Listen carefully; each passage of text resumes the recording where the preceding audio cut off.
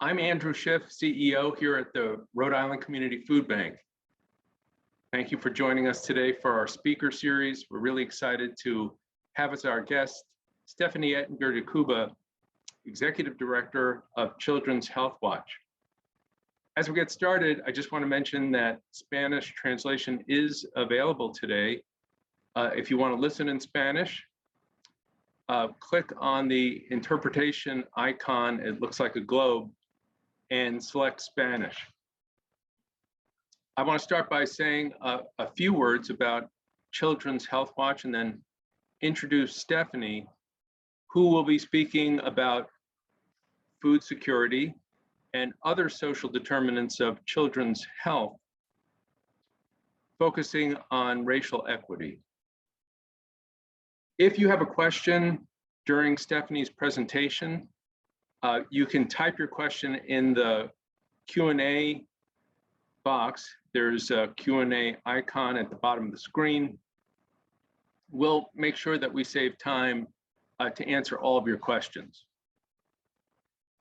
At the food bank, when we develop our public advocacy agenda and select the issues that are going to be our priority issues, we rely on the expertise of Children's HealthWatch. Children's HealthWatch is a national organization and a national leader in advancing racially equitable policies that improve the lives of children and families. Everyone talks about racial inequities and health disparities, but Children's HealthWatch actually does something about it.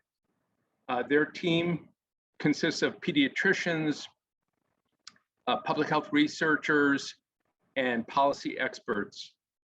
And over the years, they have interviewed over 75,000 parents of young children.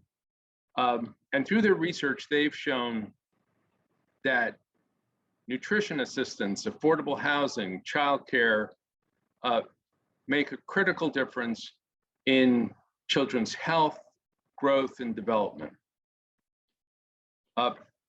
In addition to being the executive director of Children's HealthWatch, Stephanie is actively engaged in research herself. She has over 75 published research papers and policy reports. She got her bachelor's from the University of Michigan and her master's of public health and PhD from the BU School of Public Health.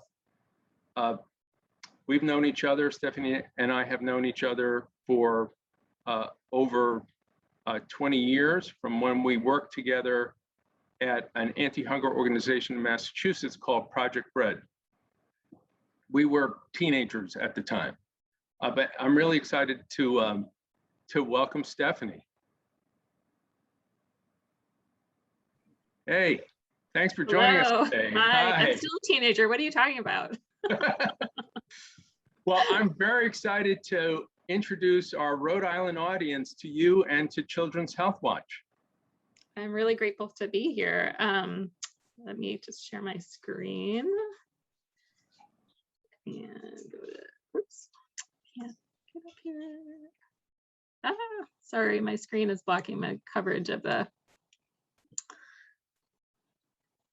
I don't know, I'll go down and do this here. Sorry, there we go, yay. All right, hi everybody. Great to be here. We're going to cover a few different things. I'm going to try to cover a lot of ground in 20 minutes. I want to first talk about food insecurity and some of the data that's come out recently and what's been happening during this COVID period.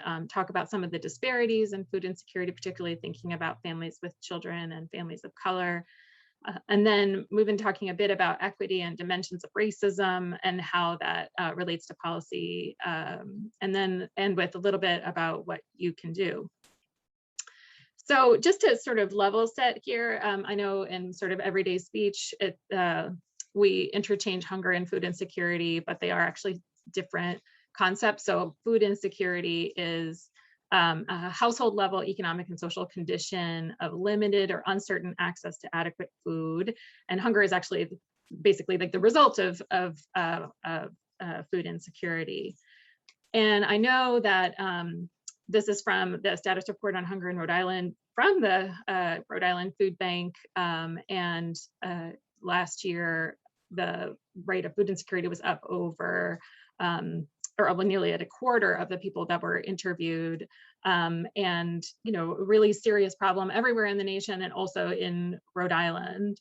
You know, we saw those same trends in Massachusetts. This was some work that I did with some other colleagues looking at trends over time in the US and also in Massachusetts. And you see that huge spike there on the right in 2020. I'm telling you things you already know. These aren't surprises.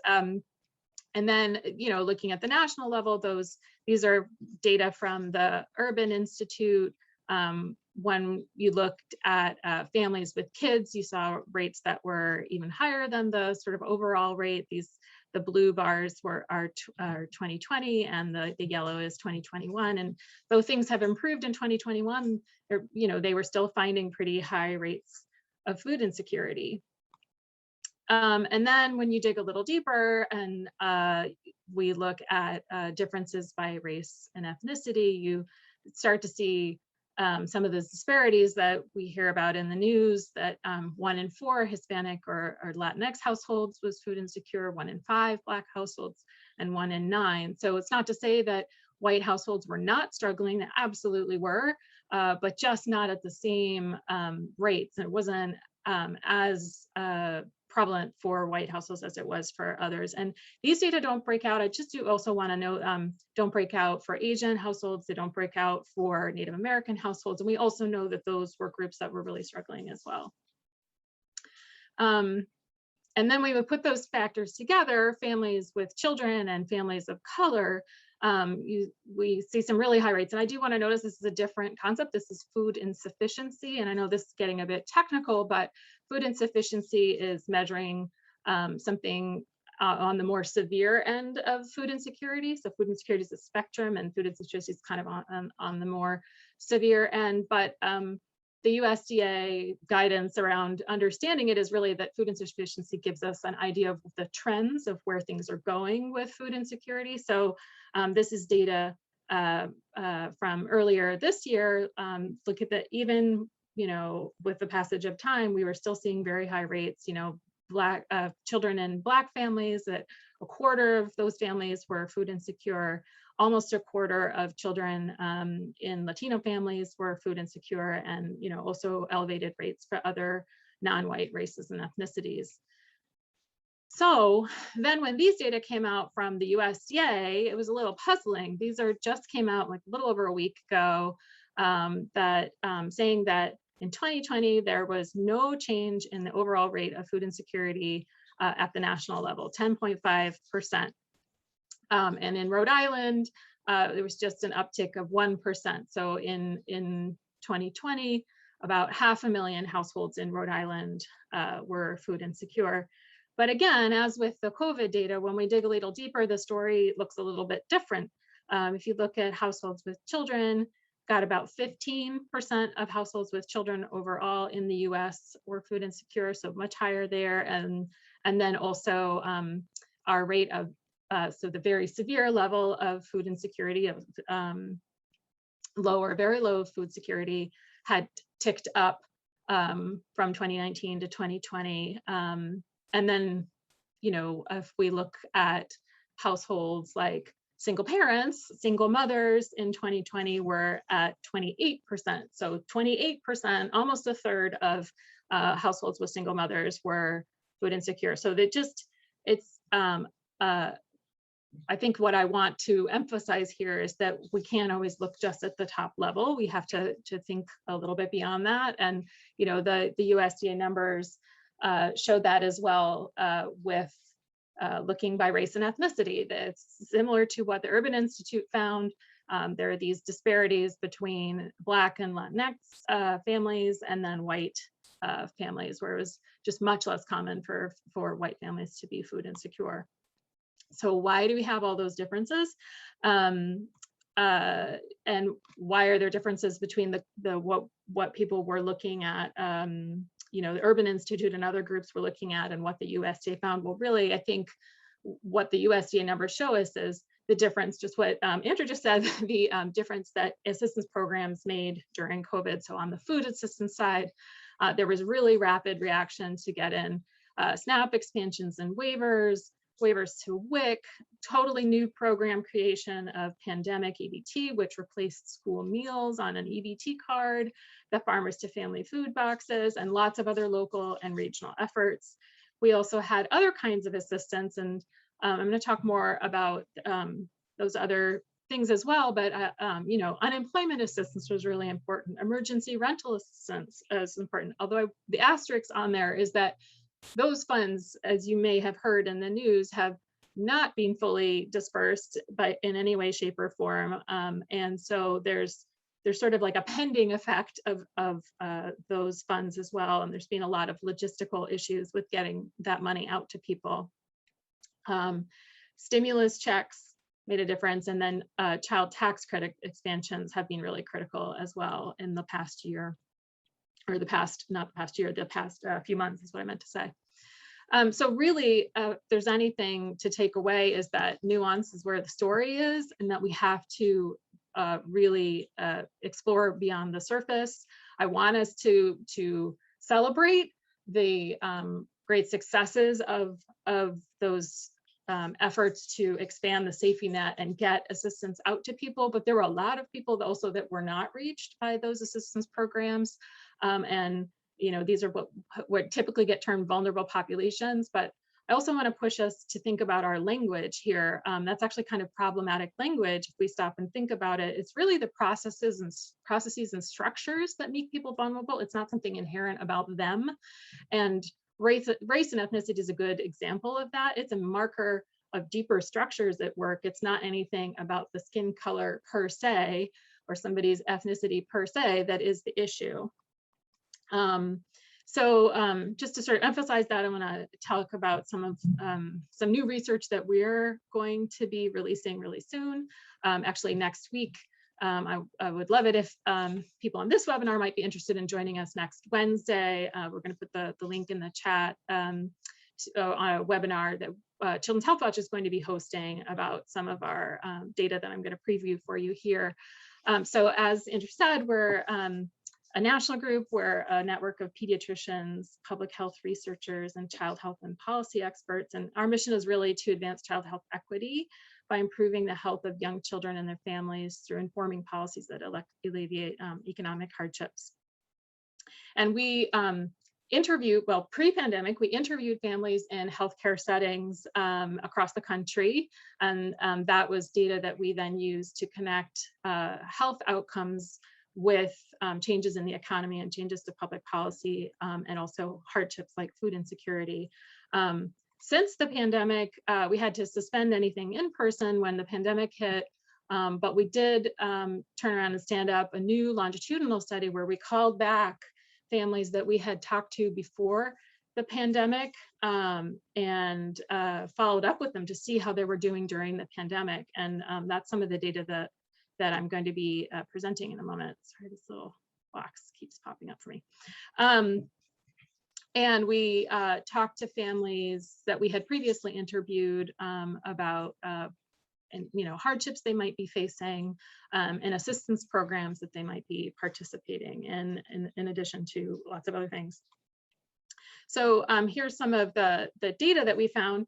I mean, I will say we found that families across the board were struggling. Families with children across the board that we talked to were struggling. So this doesn't mean, what I'm presenting here doesn't mean that families that are born in the US are not having a hard time. They absolutely are. But what we found really was that families with immigrant mothers experienced greater increases during COVID in household food insecurity and also being behind on rent than families with US born mothers. And get a sort of a sense of the magnitude there. As it was definitely hard for those US born mothers. That's the yellow boxes, 1.4 times more likely to be food insecure and 2.2 times more likely to be behind on rent.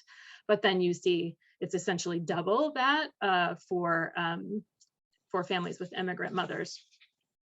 And we found that part of this was really due to a stark difference in access to benefits. We found that just 4% of the families with US-born mothers compared to 25% of the families with immigrant mothers, or a quarter of them, had received none of the COVID relief supports that we were studying. So it just meant that a much larger group of the immigrant families were shut out of support. Across the board, very few families had access to unemployment, even with the expansions. Many had had jobs that didn't qualify, and I think some of what we're going to find, which is what we're digging into a bit more, is that they they weren't necessarily aware that they might qualify as well. Another issue, we also worked with a group that works with families as part of this work to sort of get qualitative feedback on what they were experiencing to try to understand our data better. And some of what they talked about was the challenge of, you get one benefit, say unemployment, which would then cut off SNAP.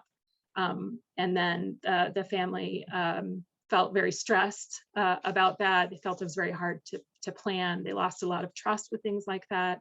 The rules were changing frequently. That issue with unemployment and SNAP eventually got fixed, but by then families had lost trust and were like, never mind, I'm not going to try for SNAP again. So that was obviously concerning. But on the good news side, we found that the economic impact payments, or the stimulus payments, actually, they didn't solve food insecurity, but they did help reduce it. So, but then there were structural issues in getting access to those as well. So that really brings me to talk about equality versus equity. So this is an infographic you might have seen previously. Across the top, you have differently abled people, and everybody's being given the same bike. And obviously it's not working for the woman in the wheelchair and for the guy who's very tall, or the boy who's small. And then an equitable solution is to give everyone the bike that's appropriate for their body. But I have to say that I don't really like this infographic, even though I think it's better than some others that are out there, because it kind of implies that this is inherent to those people, that there's the equity issue is something about them physically or biologically that is the problem, when really what it's about is stuff that's much deeper than that.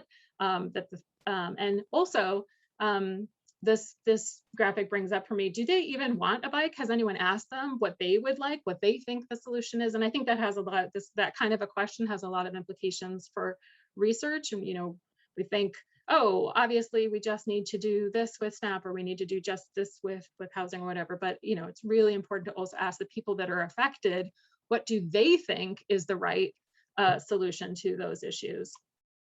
And I think some of that lack of digging deeper has its roots in racism and in the structures of the way that we have our societies set up. And there are lots of different dimensions of racism. There's individual racism, and that's really thinking about like beliefs and attitudes and actions of individuals. So, and sort of like the cultural narrative that we all have going in our head, thinking that there's something superior about white people, even when that's unconscious.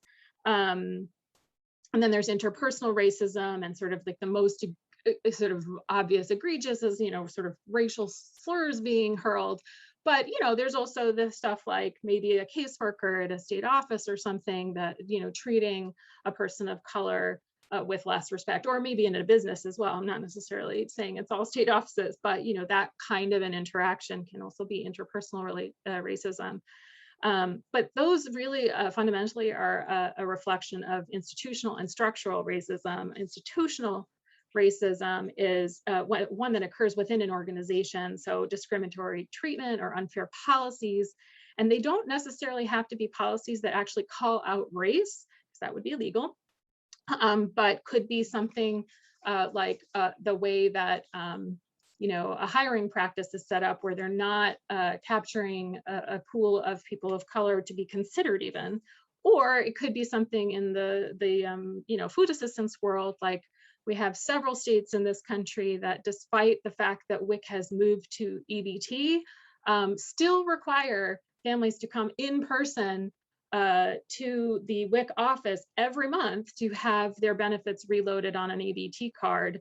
So if you're a person with less transportation, or childcare issues or anything else, that makes it really hard to continue participating in WIC, and that could disproportionately affect people of color. And then on the structural side, this is really, I guess what I'd want to emphasize here, this is really like the underlying conditions that lead to food insecurity even being a thing in this country in the first place. That's stuff like disinvestment in communities of color, rising housing costs that displace families to more marginalized communities, that might lead to fewer job opportunities and thus lower incomes, meaning there's a lower tax base. And so therefore schools resources are fewer, and therefore the education quality is not as good, leads to things like food apartheid. You may have heard of food deserts, but more recently people have been calling it food apartheid because it's a deliberate decision that a grocery store and stores and resources are not cited in particular neighborhoods. This infographic actually comes from a Bread for the World report, and I think it's also recently appeared in a FRAC report. But this kind of makes the point that I'm trying to make, that it's all these other things. Yes, it's about food, and yes, it's about food resources, but the reason people don't have food resources is much deeper. It's about housing segregation and racial wealth divide and employment discrimination and all these other things that have these trickle effects to so many parts of our society, and we're so used to them often that we don't even see them sometimes. And so I think, you know, if we really want to eliminate food insecurity, then we have to go deeper. We have to think broader. We have to see interconnections between different areas. And I'm happy to talk more about this in discussion. I'm just going to keep moving just for time. And I'm throwing a lot at you, but I also, I want to talk also and raise intersectionality. That's a term that you might have heard of. It's from Kimberly Williams Crenshaw. And it's really about the intersection of multiple identities, that we have to really consider all of them at once to truly understand the challenges and the opportunities that are present to address issues like food insecurity or income inequality. And that's putting together things like gender and race ethnicity. So what a Black woman experiences is not the same as what I experience as a white woman. And my challenges, even though we share the fact that there is a lot of gender discrimination in this country, the gender discrimination we face is not the same. And a last term is another one I'll raise because it relates back to the COVID research I presented, is structural vulnerability. So that's really tightly related to structural racism, but really taking into account the racialization of certain immigrant and refugee groups and how that singles them out for particular challenges and barriers at all levels of racism. You know, this is something that was really sort of publicly on display during the Trump administration. And, you know, some of what's happening at the border also falls in this category, frankly. But that's a lot of, you know, intense information to process. But I also want to highlight that it's not all negative.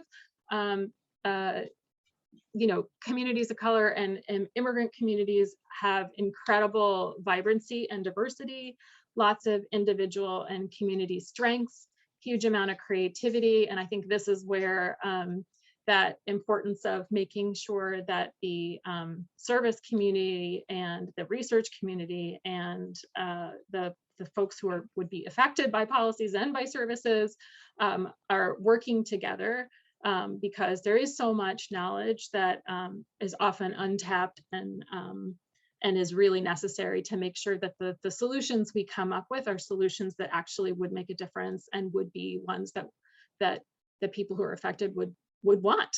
And that brings me to actually what I think is this just very exciting tool. It's very simple, but it's really useful. It's actually something that we internally at Children's HealthWatch have used. It's called the Racial Equity Scorecard.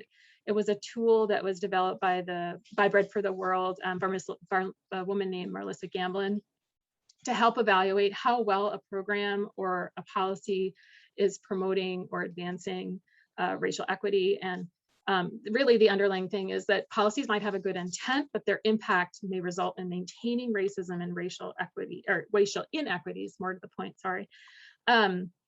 So just briefly, like I said, this is something we actually took our entire policy advocacy agenda and worked through this to think about how we needed to change or tweak our priorities so that we were picking priorities that were at least a 3 or above. Ideally, we'd want only a 4 or 5, but in, you know, kind of be realistic about where we can be right now, a 3 or above, which would be policies that are moving things forward, at least, and not doing active harm. You know, a 0 is something that's like an actively harmful policy. It's worsening racial inequities. A 1 is something that's broad-based and appears to be race neutral, but because when you analyze it or implement it, it negatively affects subgroups within communities of color at higher rates. It actually worsens racial inequity. So something like that WIC policy that I told you about that is, you know, seems to be race neutral maybe, but maybe it's having an unequal effect on communities of color because they're more likely to be the ones with transportation issues and more likely, say, maybe to have challenges with childcare or something like that, to be able to get to the office to get their WIC card reloaded. I haven't analyzed that policy with this in mind, but you know, that's the kind of thing that would maybe end up as a 1. So I think, you know, we could spend a whole like 2-hour session working through policies, which is honestly what we did internally. And I highly recommend that as an exercise to think about, are the policies that I'm advocating for inadvertently maybe doing harm that I didn't think about. So on the front of what you can do, I think there's a lot going on federally right now.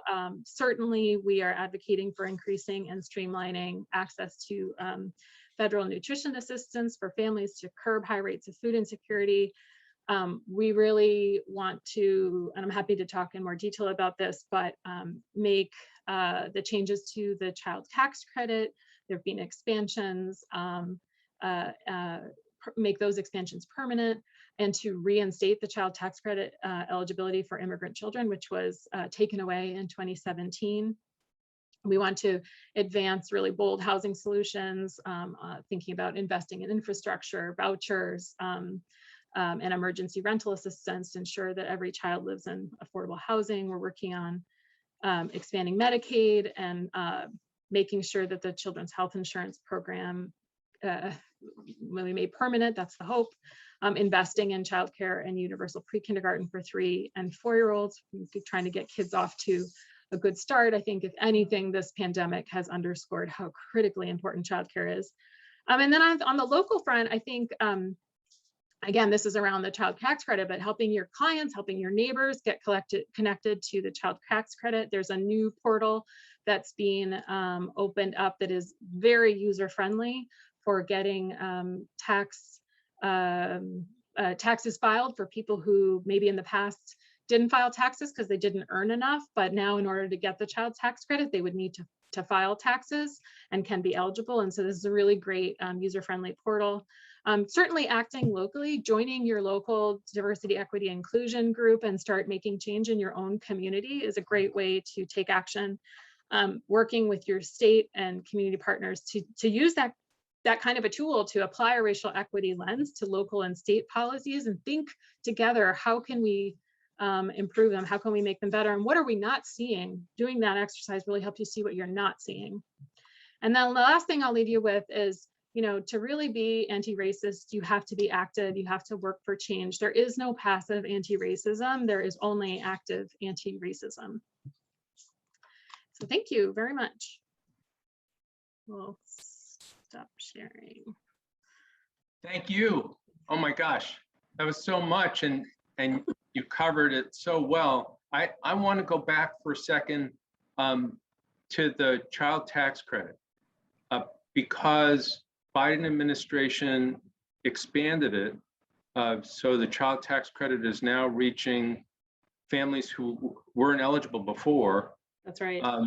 Do you think that can make a really big difference in the lives of low-income families?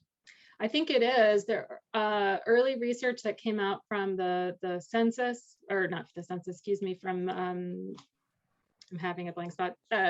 Pulse survey. Yes, thank you. Pulse survey is what I was trying to say. Thank you. Was that it, decreased food insufficiency even in the first month. And actually I was part of a paper that's under review right now that tried to sort of slice and dice that same thing in more ways, and found the same thing, found like a 17% reduction in food insufficiency, even in just the first month. So while I know some people have sort of been talking about child tax credit as being a universal basic income, and I think we probably would all agree that we want to give people more than $250 per child to call that a universal basic income. It is a huge step forward. Frankly, it's bringing us up to date with other countries in the world. A lot of European countries, Australia and Canada, have child allowances. This is like not a new idea. And it's really turning that child tax credit into a child allowance and recognizing the fact that, one, it costs a lot of money to raise a child, and it's in our societal interest to bring kids up with all the resources that they need. And two, that it costs a lot of money to raise a young child, and we need to adjust the benefit to be higher for people who have younger children. Which also, frankly, is in line with international approaches. And so, yeah, I think it's one of the most important things, frankly, that we've been working on over the last year. I mean, we've been working on child tax credit for a long time, but particularly around this expansion for the last year, being deeply involved in it. And I think that's one of the most important things that we've been doing. I also wanted to go back to that really important research that you're coming out with now about immigrant families and how they were disproportionately impacted during COVID. Is the child tax credit going to be accessible to them? Yeah, so this is where it gets really complex. And so that is the hope. Right now,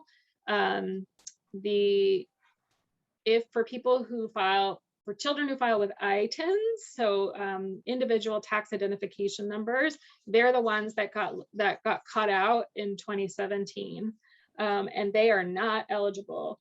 So that's a big part of what we've been advocating for. The House bill reinstates them, and that's what we've been working really hard on to make sure that the Senate bill includes that as well. So yes and no, some immigrants do, some immigrants don't. And I think that is just on a larger point, some of the advocacy that I'm hoping that we are going to take on. And then I know I've been talking to others as well about trying to push that up the advocacy priority list of reducing all these different categories, because it is so confusing to immigrant families. Like, I'm eligible for this, but not for that. And my father can get this, but my husband can't get that. It's too confusing, and that shuts people out because they just are like, whoa, that's too confusing. And maybe I'm going to be penalized. And so never mind, I'm not going to get help. And then they, are food insecure and struggling with health issues and stress and all kinds of stuff. And that's just counterproductive. So on a sort of larger advocacy point, we're working on with some other groups about streamlining some of those rules. But so I'm happy to send more information after this that maybe you can share out, but it's like, yes, for most, and there's still some categories of immigrants that are not eligible. Thank you. I know we have questions for you from the audience. So I'm going to introduce Lisa Roth-Blackman, our Chief Philanthropy Officer at the Food Bank, who's been looking at those questions. Hi, Lisa. Hi, everybody. Good afternoon. I do have a couple of questions. First is from our friend Luisa at Progreso Latino, who says, we appreciate the important information on immigrant families. Can you comment on a study by the Center for Primary Care at the Harvard Medical School and Unidos US, the nation's largest Latino civil rights and advocacy organization, that indicates since the pandemic began, 47% of Latino households with children reported food insecurity? I don't know, Stephanie, if you're familiar with that study. I am not familiar with that particular one, but I do know that it has disproportionately affected Latino families. That is absolutely, and I didn't present that, but that is also, we found similar disparities in our own data that when we disaggregated the immigrant families by race and ethnicity, the rates were even higher for our Latina moms. So I think, again, that points to us needing to dig deeper about what that is that you know, which policies are really shutting people out. What are people not getting access to? I think there's stuff, right, like the stimulus payments that the first ones explicitly excluded, you know, so many immigrants and frankly US citizen children as well. So there's like those kinds of explicit exclusions, but then there's all the implicit exclusions of like confusing policies and you know, all the fear that we had around public charge and all the sort of punitive impact that's still having a tail now. You know, that policy might have been changed, but it's still, there's fear out there. People are afraid and they don't know what's going to happen. I think, and then there's just like reaching people in, you know, there's still a lot of people who don't know about benefits and things that they might be eligible for. And so I think there's work to be done on repairing trust. There's work to be done on outreach. There's work to be done on making our policies more inclusive and not just racially, ethnically, but also based on nativity. So I think we've made a lot of progress and there's lots more work to be done. And it is a really disturbing figure to think about almost half of Latino families struggling in that way. That was also a question I want to jump back. You referred to a few other countries and sort of their child credit policies or child payment policies. And I think that's an area that sort of people miss a lot. I wonder if you can just speak a little bit more to putting the US in the context of some of our other peer nations and what we do and what we don't do comparatively. Yeah, so I don't know if I can give you detail about like amounts and things like that, but you know, just even in our English speaking world, we are the odd country out, right? In the UK, in Canada, in Australia, all of those countries have a child allowance. They're set up differently, but it's a pretty universal policy. If you have a kid, you get the support, and the delivery system is a little different, and the amounts are a little bit different, but it is, I guess I'm kind of getting more at the philosophical approach of a recognition that this is a benefit to society to support children's health and children's well-being by supporting their families and recognizing, I think I'm sorry, this is another soapbox of mine, but I think a big frustration I have is, you know, and understandably in this country, we focus on children because, you know, they're innocent of whatever their, you know, parents may or may not have done that we may or may not approve of, but it is totally missing the point. Children are embedded in their families. And if we don't take care of families, we are not taking care of children. And the sort of like siloization of, you know, we're just going to help the kid just actually is hugely problematic. And I think that is some of what I like about the child allowance, that it's recognizing that the family needs support to support the child. Yeah. Another question is about what can the medical community do to address some of the disparities in food security among children and families? I know this is a lot of where your research is. Yeah. When a healthcare professional recognizes that a child or family may be food insecure, what options do they have, and are they even looking? And I know there's been some stuff nationally. Andrew, you may be able to speak if it's different in Rhode Island than where you're working, but what does that look like? Yeah, I mean, I'd love to hear about what's happening in Rhode Island. I don't know that I know, but yeah, I think the medical community has a huge role to play here. I think on the most basic level is talking to families about it and sort of normalizing that this might be an issue for them and that they're not alone, and that somebody cares and that something can be done about it. And I do recognize that, you know, what a big hospital system can do is better. It is very different from maybe what a private practice or a, you know, a smaller group can do. That said, I feel really strongly that every medical provider can do something, and part of it is taking the time to know what's in their own community. You know, certainly community health centers are great in that way. A lot of them have either resources that they are providing to patients, or they're connected in with community organizations.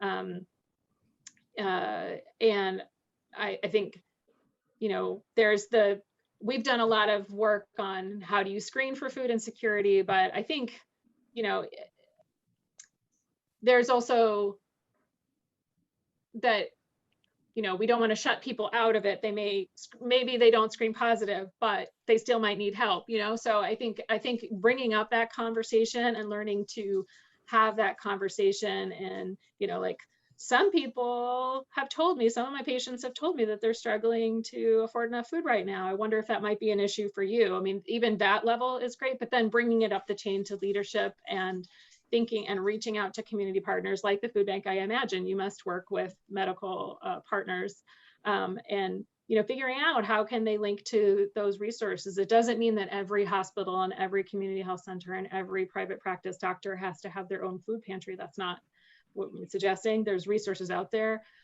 In some places that might make sense, but that isn't necessarily the only solution. There's lots of other solutions, and I think it's taking the time to reach out to communities and find out what they might be able to tap into.